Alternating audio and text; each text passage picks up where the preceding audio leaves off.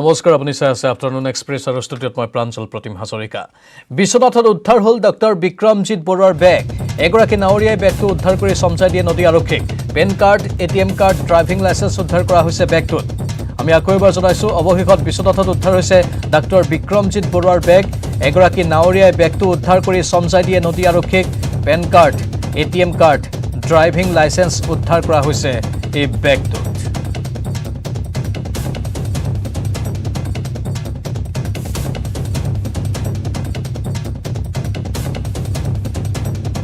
নিমাতীত নাও দুৰ্ঘটনা সংঘটিত হৈছিল আৰু বিক্ৰমজিৎ বৰুৱাৰ বেগটো উদ্ধাৰ হ'লগৈ বিশ্বনাথত পানীৰ খুঁটে উটুৱানিলে বিক্ৰমজিৎ বৰুৱাৰ সেই বেগটো আৰু বেগটোত বিক্ৰমজিৎ বৰুৱাৰ পৰিচয় পত্ৰ উদ্ধাৰ কৰা হৈছে আৰক্ষীয়ে ইতিমধ্যে পৰিচয় পত্ৰসমূহ উদ্ধাৰ কৰি পৰিয়ালৰ লোকক অৱগত কৰিছে এই কথা পেন কাৰ্ড উদ্ধাৰ কৰা হৈছে ড্ৰাইভিং লাইসেন্স উদ্ধাৰ কৰা হৈছে ডক্টৰ বিক্ৰমজিৎ বৰুৱাৰ বেগটো আজি নাৱৰীয়া এগৰাকীয়ে প্ৰত্যক্ষ কৰে আৰু লগে লগে তেওঁ বেগটো নদী আৰক্ষীক সমঝাই দিয়ে এই বেগটোৰ পৰাই PAN card ATM card driving licence উদ্ধাৰ কৰা হৈছে এক দুৰ্ভাগ্যজনক নাও দুৰ্ঘটনা আছিল য'ত বিক্ৰমজিৎ বৰুৱা সন্ধানহীন হৈ পৰিছিল তেওঁৰ বেগটো উদ্ধাৰ কৰা হৈছে কিন্তু বিক্ৰমজিৎ বৰুৱাৰ সন্ধান এতিয়ালৈকে লাভ কৰিব পৰা হোৱা নাই যদিও এটা মৃতদেহ উদ্ধাৰ কৰা হৈছে ভেকেলি চাপৰিত কিন্তু সেই মৃতদেহটো এতিয়াও চিনাক্ত কৰা হোৱা নাই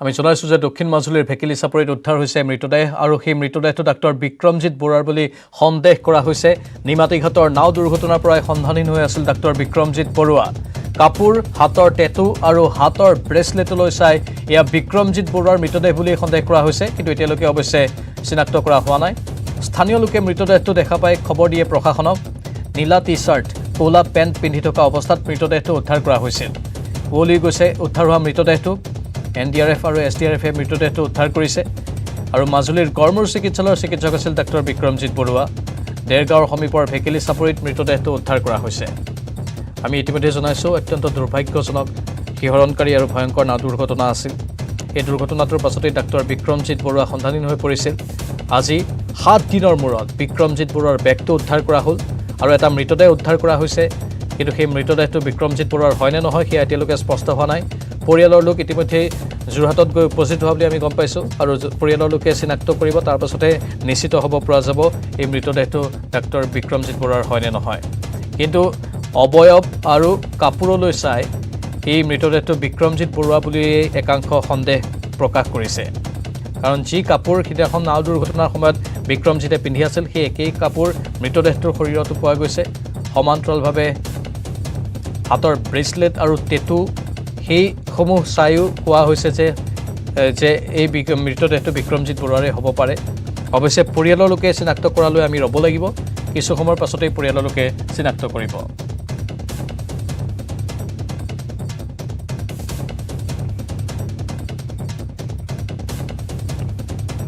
অধিক জনাব আমাৰ সতীৰ্থ সাংবাদিক ভাস্কৰ জ্যোতি কটকীয়ে ভাস্কৰ জ্যোতি কটকীয়ে পৰিয়ালৰ লোকৰ কথা কৈছো আমি পৰিয়ালৰ লোক আহি উপস্থিত হোৱাৰ কথা তেওঁলোকে চিনাক্ত কৰিছিল না কি আছে সবিশেষ তথ্য আপোনাৰ লগত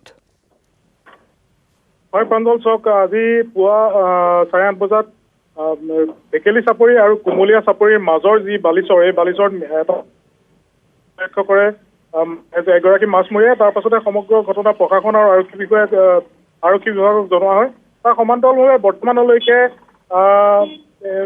এই মৃতদেহ আনি নিমাতীঘাটত উপস্থিত কৰা হৈছে যদিও বৰ্তমানলৈকে আচলতে চিনাক্ত কৰা হোৱা নাই কিন্তু যেনেধৰণে এই মৃতদেহ লাভ কৰা হৈছে যেনেধৰণৰ সাজপাৰ পিন্ধি আছে বা হাতত থকা ব্ৰেচলেট টেটু আৰু এযোৰ ক'লা জোতা পিন্ধি আছে গতিকে এই মৃতদেহ কাৰ বৰ্তমানলৈকে চিনাক্ত হোৱা নাই যদিও একাংশ লোকে এই সাজপাৰ আৰু অৱয়ব চাই যি 7 দিন পূৰ্বে 8 ছেপ্টেম্বৰত যি দুৰ্ঘটনা সংঘটিত হৈছিলে তাৰ পৰা নিখোজ হৈ থকা ডক্টৰ বিক্ৰমজিৎ বৰুৱাৰ মৃতদেহ বুলি একাংশ লোকে সন্দেহ প্ৰকাশ কৰিছে আৰু বৰ্তমানলৈকে পৰিয়ালৰ লোক হয়তো নিমাতীঘাটত আহি উপস্থিত হৈছে যিহেতু মই মাজুলীৰ পাৰে আছো মই বৰ্তমান অফলামুখ ফেৰীঘাটত আছো অফলামুখ ফেৰীঘাটৰ যি পৰিৱেশ ৰাতিপুৱাৰ পৰা দেখাই গৈছো আৰু বৰ্তমান 3টা বজাত আচলতে অফলামুখৰ শেষ ফেৰীখন গৈছে আৰু এই উদ্ধাৰ হোৱা মৃতদেহক লৈ বৰ্তমানো মাজুলীৰ একাংশ ৰাইজৰ মাজত চাঞ্চল্য বিৰাজ কৰিছে আৰু আচলতে পৰিয়ালৰ লোকে চিনাক্ত কৰাৰ পাছতে আচলতে এই মৃতদেহটো বিক্ৰমজিৎ বৰুৱাৰ হয় নে নহয় সেয়া নিশ্চিত কৰিব পৰা যাব। ধন্যবাদ ভাস্কৰ জ্যোতি কটকী। পৰিয়ালৰ লোকে চিনাক্ত কৰাৰ পাছতে স্পষ্ট হ'ব। আমি অপেক্ষা কৰি আছোঁ। আমাৰ সাংবাদিকসকলে অহৰহ প্ৰশাসনৰ সৈতে যোগাযোগ ৰক্ষা কৰি আছে। কিছু সময়ৰ পাছতে হয়তো সেইখিনি আপডেট আমি আমাৰ দৰ্শকসকলক জনাবলৈ সক্ষম হ'ম। কিন্তু ইতিমধ্যে আমি উল্লেখ কৰিছোঁ আপোনালোকৰ বাবে শেহতীয়া তথ্য। মৃতদেহ উদ্ধাৰ কৰা হৈছে আৰু সেই মৃতদেহটো ডাক্তৰ বিক্ৰমজিৎ বৰুৱা বুলি সন্দেহ কৰা হৈছে। দক্ষিণ মাজুলীৰ ভেকেলি চাপৰিত উদ্ধাৰ হৈছে মৃতদেহটো। নিমাতীঘাটৰ নাও দুৰ্ঘটনাৰ পৰাই সন্ধানহীন হৈ আছিল ডাক্তৰ বিক্ৰমজিৎ বৰুৱা। কাপোৰ, হাতৰ টেটু আৰু হাতৰ ব্ৰেচলেটলৈ চাই বিক্ৰমজিৎ বৰুৱাৰ বুলিয়েই এই মৃতদেহটো সন্দেহ কৰা হৈছে। স্থানীয় লোকে মৃতদেহটো প্ৰথমে দেখা পাইছিল আজি পুৱাৰ ভাগত আৰু লগে লগে প্ৰশাসনক খবৰ দিছিল। প্ৰশাসনৰ লোক অৰ্থাৎ NDRF, SDRFৰ তাত দল উপস্থিত হৈ মৃতদেহটো উদ্ধাৰ কৰে। নীলা টি চাৰ্ট পৰিহিত অৱস্থাত পোৱা গৈছে, লগতে ক'লা পেণ্ট পিন্ধি থকা অৱস্থাত পোৱা গৈছে মৃতদেহটো। উৱলি গৈছে উদ্ধাৰ হোৱা এই মৃতদেহটো। উৱলি যোৱাৰ বাবে কিছু চিনাক্তকৰণত অসুবিধা হৈছে, যাৰ বাবে পৰিয়ালৰ সদস্যই আহি চিনাক্ত কৰিব লাগিব।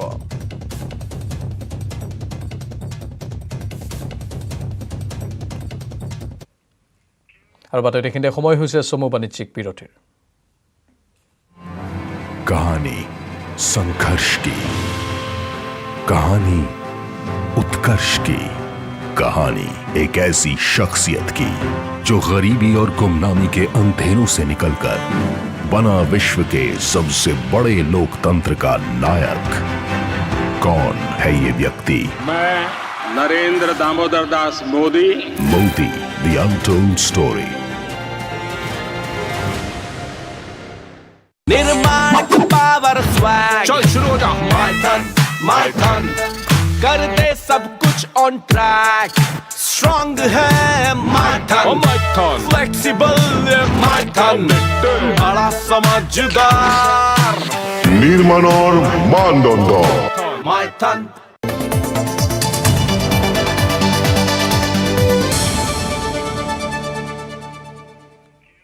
এতিয়া জোৰা তাপলিৰে চলিছে ৰাজ্যৰ আভ্যন্তৰীণ জল পৰিবহণ বিভাগ।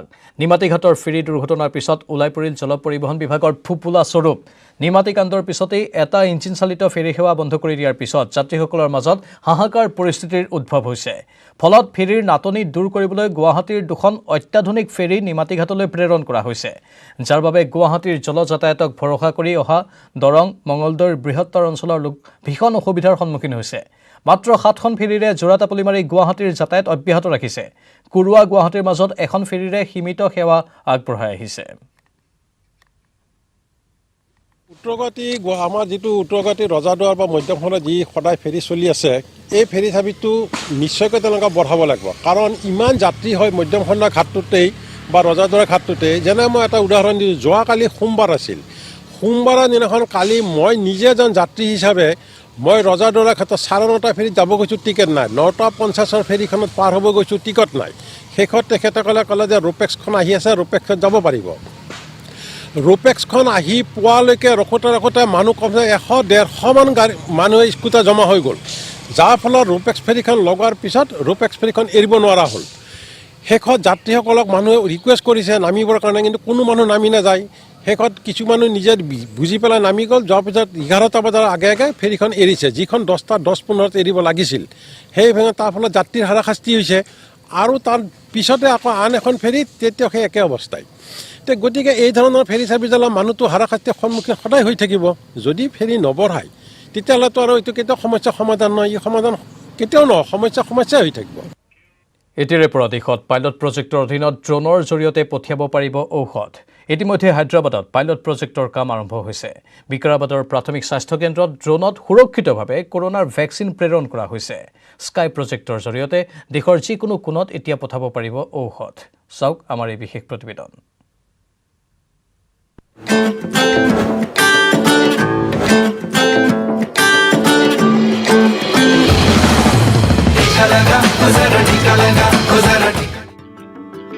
ঘন অৰণ্যৰে আৱৰা তেলেংগানাৰ এখন জিলা বিকাৰাবাদ।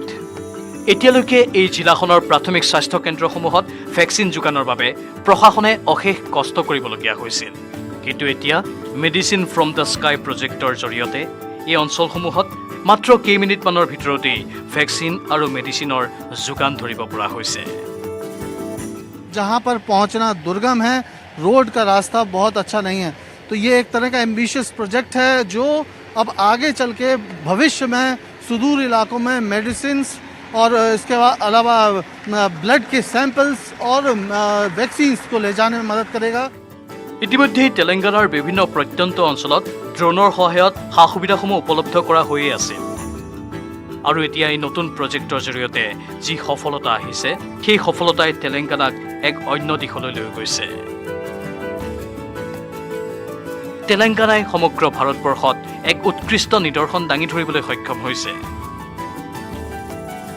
ड्रोन टेक्नोलॉजी को कैसे हम इस्तेमाल कर सकते हैं, उससे लोगों को कैसे फायदा पहुंचा सकते हैं, इसके लिए हमने 2 साल पहले कोशिश की थी। কেন্দ্ৰীয় চৰকাৰে ড্ৰোনৰ ব্যৱহাৰৰ জৰিয়তে নতুন দিগন্তৰ সূচনা কৰিব বিচাৰিছে আৰু ইয়াৰ বাবেই ইণ্টাৰেক্টিভ এয়াৰ স্পেচ মেপ নিৰ্মাণ কৰি আছে, যাৰ জৰিয়তে গ্ৰীণ ৰুটসমূহত ড্ৰোন উৰাবলৈ কোনো অনুমতিৰ প্ৰয়োজন নহ'ব। অৱশ্যে য়েল্লো ৰুটসমূহত 200 মিটাৰৰ অনুমতি লোৱাৰ পাছত ড্ৰোন উৰাব পৰা যায়। তাৰ বিপৰীতে ৰেড ৰুট নো ফ্লাইং জোন হ'ব। एक इंटरएक्टिव एयर स्पेस मैप बनाया जा रहा है। उस इंटरएक्टिव एयर स्पेस मैप में हर राज्य सरकार के साथ हम मिलकर घोषित करने वाले हैं ग्रीन जोन, जहां परमिशन के बिना उड़ा सकते हो आप अपना ड्रोन। येलो जोन, जहां परमिशन लेकर हमें उड़ाना होगा, और रेड जोन, जहां उड़ाना पूरी तरह से प्रतिबंध है। ইতিমধ্যে নাগৰিক মন্ত্ৰালয়ে ডিজিটেল স্কাই প্লেটফৰ্ম নিৰ্মাণ কৰি আছে। ই এনে এক এপ্লিকেশ্যন য'ত ড্ৰোন উৰুৱাবলৈ ছিংগল হেণ্ড পাৰ্মিশ্যন সকলোৱে পাব। এই টেকনলজিৰ জৰিয়তেই মেডিচিন ফ্ৰম দ্য স্কাই বাস্তৱ ৰূপত প্ৰতিফলিত হৈ সমগ্ৰ বিশ্বতেই ভাৰতবৰ্ষক এক নতুন ধৰণেৰে পৰিচয় কৰাই দিব। সঞ্জয় তিৱাৰীৰ ৰিপৰ্ট, নিউজ 18 নেটৱৰ্ক।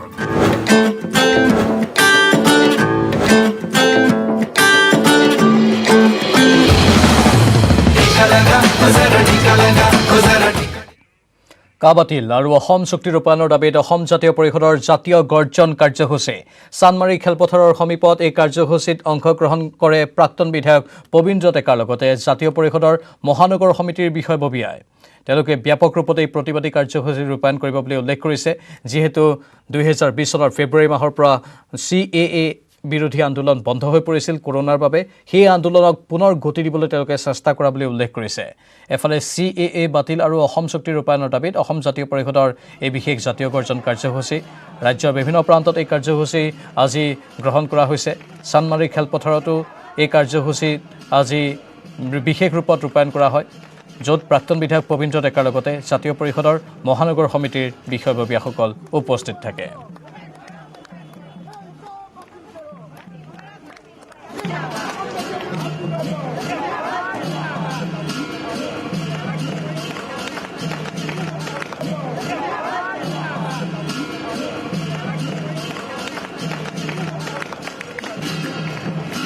এই সন্দৰ্ভত আমাৰ জ্যেষ্ঠ সাংবাদিক হীৰকজ্যোতি মালাকাৰৰ এক প্ৰতিবেদন আগবঢ়াইছোঁ।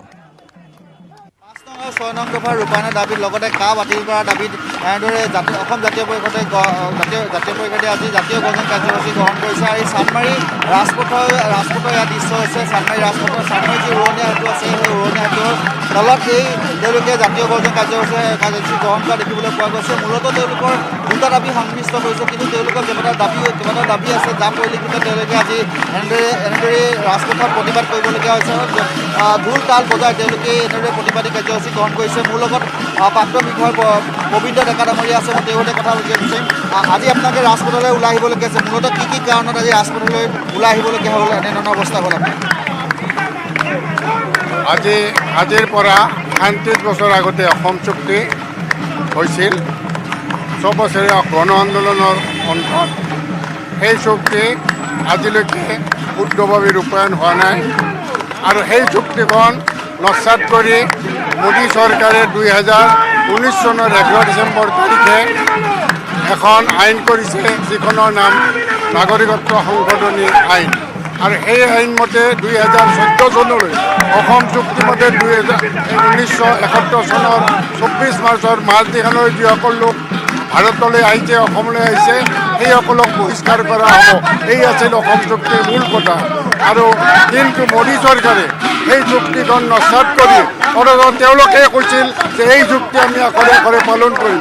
সেই চুক্তি নস্যাৎ কৰি হঠাৎ তেওঁলোকে 2019 চনৰ 11 ডিচেম্বৰ তাৰিখে সংসদত নতুন আইন পাছ কৰিছে আৰু এই আইনৰ জৰিয়তে 2014 চনলৈ যিসকল বাংলাদেশী লোক, হিন্দু বাংলাদেশী, আফগানিস্তানৰ বাংলাদেশী, পাকিস্তানৰ বাংলাদেশী, সেইসকলক আনি অসমত সোমাই অসমৰ খিলঞ্জীয়া লোকসকলৰ জীৱন আৰু জীৱিকা অস্তিত্বৰ মুখলৈ ঠেলি দিছে। সেইকাৰণে অসম জাতীয় পৰিষদে যদিও আমি নতুন দল, নৱগঠিত দল, আমি গুৰিৰে পৰা আন্দোলন কৰি আহিছোঁ এইবিলাকৰ বাবে, আৰু এতিয়া আমি কাহ বাতিলৰ দাবী আৰু কাহ বাতিলৰ দাবী আৰু অসম চুক্তি ৰূপায়ণৰ দাবীত এই আন্দোলন কাৰ্যসূচী আমি পালন কৰিছোঁ। আজি সমগ্ৰ ৰাজ্যখনত আমি জাতীয় জাগৰণ দিৱস হিচাপে কাৰ্যসূচী ধন্যবাদ জ্ঞাপন কৰিছিলে। ইয়াত পবিতা ডেকা আৰু তেওঁলোকে দেখিছে যে আপোনালোকে যে মহিলাকো ওলাইছে, মহিলাকো প্ৰতিবাদত অংশগ্ৰহণ কৰিছে। তেওঁলোকৰ কাহ বাতিল আৰু মূলতঃ অসম চুক্তি ৰূপায়ণ, তেওঁলোকে অসম চুক্তি ৰূপায়ণৰ ক্ষেত্ৰত চৰকাৰে যেনেধৰণৰ আচলতে ব্যৱস্থা ল'ব লাগিছিল তেনেধৰণৰ ব্যৱস্থা আজি পৰ্যন্ত লোৱা নাই বুলি তেওঁলোকে অভিযোগ উত্থাপন কৰিছে। ধন্যবাদ হীৰক। পৰৱৰ্তী বাতৰি। নুমলীগড়ত অব্যাহত আছে হাতী মানুহৰ সংঘাত। বন্যহস্তীৰ আক্ৰমণৰ পৰা কথম্পি প্ৰাণ ৰক্ষা 3জনীয়া এটা পৰিয়ালৰ, ভাঙি তহিলং কৰিলে কেইবাটাও বাসগৃহ। নুমলীগড়ত দৈনিক অব্যাহত আছে হাতী মানুহৰ সংঘাত। নুমলীগড়ৰ কাষৰীয়া শ্যামৰায়পুৰ অঞ্চলৰ বহু ঠাইত হাতীয়ে তাণ্ডৱ লীলা চলাইছে। নিশা সমগ্ৰ অঞ্চলটোত বন্যহস্তীয়ে উপদ্ৰৱ চলাই ভাঙি তহিলং কৰে কেইবাটাও পৰিয়ালৰ বাসগৃহ। খাই অনিষ্ট কৰে ঘৰৰ ভিতৰৰ চাউল, ধান। উৰে নিশা উজাগৰে থাকে লোকসকল আৰু খেদিব লগা হয় বন্যহস্তী। এইফালে ভুক্তভোগী লোকৰ অভিযোগ, খবৰ দিয়াৰ পিছতো বহু পলমকৈহে হাতী খেদিবলৈ কাষতে থকা শ্যামৰায়পুৰ ফৰেষ্ট কেম্পৰ পৰা বনকৰ্মী উপস্থিত হয়। এতিয়া একেদৰে এই সমগ্ৰ অঞ্চলটোৰ লোকসকলে মনৰ অসন্তুষ্টি প্ৰকাশ কৰি উল্লেখ কৰিছে যে বিহিত পদক্ষেপ যদি গ্ৰহণ কৰা নহয় তেনেহ'লে তেওঁলোকে আন্দোলনৰ পথ ল'ব লগা হ'ব পাৰে।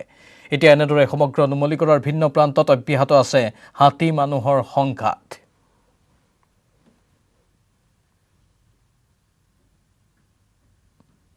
তাৰপিছত চাউল আছিলে আপোনাৰ মিনিমাম 25 কেজিমান, আৰু এটা যতনত থোৱা আছিলে মিনিমাম আমাৰ 10 কেজিমান আছিলে। সেইকেইটা খাই গোটেইখিনি শেষ কৰিলে।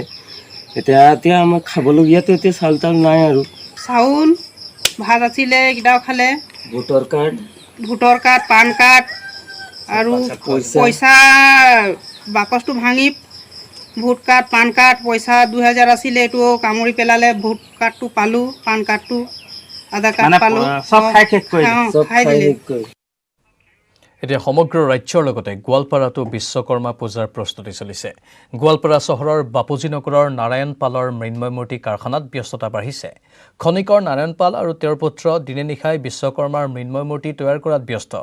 খনিকৰ নাৰায়ণ পালে প্ৰতি বছৰে প্ৰায় 80ৰ পৰা 90টা বিশ্বকৰ্মাৰ মূৰ্তি তৈয়াৰ কৰে যদিও এইবেলি COVID-19ৰ বাবে প্ৰায় 40ৰ পৰা 50টা বিশ্বকৰ্মাৰ মৃন্ময় মূৰ্তি তৈয়াৰ কৰিছে।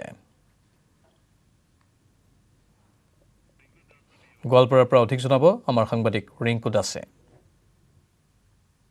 এই মুহূৰ্তত মই উপস্থিত আছোঁ গোৱালপাৰা চহৰৰে নাৰায়ণ পালৰ মৃৎশিল্পৰ কাৰখানাত। তেওঁলোকে পিতা পুত্ৰই দিনে নিশাই বিশ্বকৰ্মাৰ মৃন্ময় মূৰ্তি তৈয়াৰ কৰাত ব্যস্ত হৈ পৰিছে। দৃশ্য দেখুৱাব, কেমেৰাখন চুহমে দেখুৱাব। এনেদৰে তেওঁলোকে সৰু ডাঙৰকে ধৰি বিভিন্ন ধৰণৰ বিশ্বকৰ্মাৰ মৃন্ময় মূৰ্তি তৈয়াৰ কৰিছে। আমি দেখুৱাই আছোঁ তেওঁলোকে এনেধৰণৰ ব্যস্ততা, কিয়নো কৰোণা ভাইৰাছৰ ফলত তেওঁলোকে এবাৰ কিছু কমকৈ বিশ্বকৰ্মাৰ মৃন্ময় মূৰ্তি বনোৱা বুলি জানিব পৰা গৈছে। আমি দেখুৱাইছোঁ শাৰী শাৰীকৈ তেওঁলোকে এনেদৰে ৰং তুলিকাৰে সজাই পৰাই তুলিছে যি বিশ্বকৰ্মাৰ মূৰ্তিসমূহ। মোৰ লগত ইয়াৰ নাৰায়ণ পাল আছে মৃৎশিল্প, তেখেতৰ পৰা কিছু কথা জানিবলৈ চেষ্টা কৰিম। মই আপোনাৰ কাষত আহিছোঁ, কিবা ব্যস্ত কেনেকুৱা দেখা পাইছে? দিনে নিশাই ব্যস্ত আপোনালোকে? কেইটালৈ অলপ ব্যস্ত আছোঁ কেইদিন, তাৰপিছত আৰু 2-3 দিন 4 দিনমান আছে পূজাৰ। কিমানটা মূৰ্তি বনাইছে? মূৰ্তি 40-45টা এনেকুৱা হ'ব। যোৱাবাৰৰ তুলনাত কম হৈছে? যোৱা বছৰ কৰি বহুত কম বনাইছোঁ। 70টা 60-70টা কম বনোৱা হয়। কৰোণাৰ কাৰণে কমি বনাইছোঁ। আৰু দুৰ্গা পূজাৰতো এতিয়ালৈকে আৰম্ভই কৰা নাই, কোনো পাৰ্টি অহা নাই এখনো। অৰ্ডাৰ হৈছে নেকি বিশ্বকৰ্মাৰ? বিশ্বকৰ্মাৰ 2-3টা অৰ্ডাৰ হৈছে, বেছি হোৱা নাই। এতিয়া আৰু চিন্তা কৰি আছোঁ, ইমান দিন অৰ্ডাৰ হৈ যায়, 15-20টামান হৈ যায়। এখন কি হয় ক'ব নোৱাৰোঁ। দাম কেনেকৈ আপোনাৰ মূৰ্তিসমূহ? দাম চাইজ লৈ কথা। কিমান টকাৰ পৰা? 1500, 1600, 1700, 2000, 2500 এনেকৈ আছে আৰু কি 1200-1300 এনেকুৱা সৰুৰ ভিতৰত 1000, 900 মূৰ্তি বনোৱাৰ বাহিৰে আৰু বেলেগ কিবা উপাৰ্জন আছে নেকি? নাই মূৰ্তি বনোৱাৰ পিছত আৰু কোনো উপাৰ্জন নাই আমাৰ সদা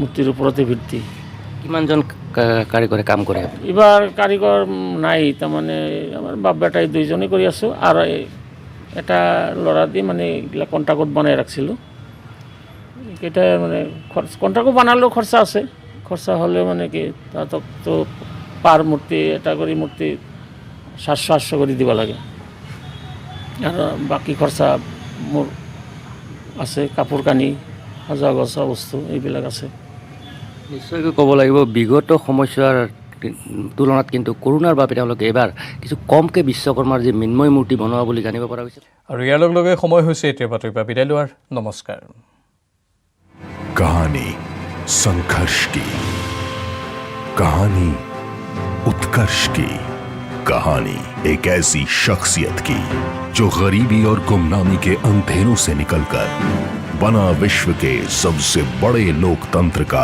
नायक। कौन है ये व्यक्ति? मैं Narendra Damodar Das Modi. Modi, the untold story.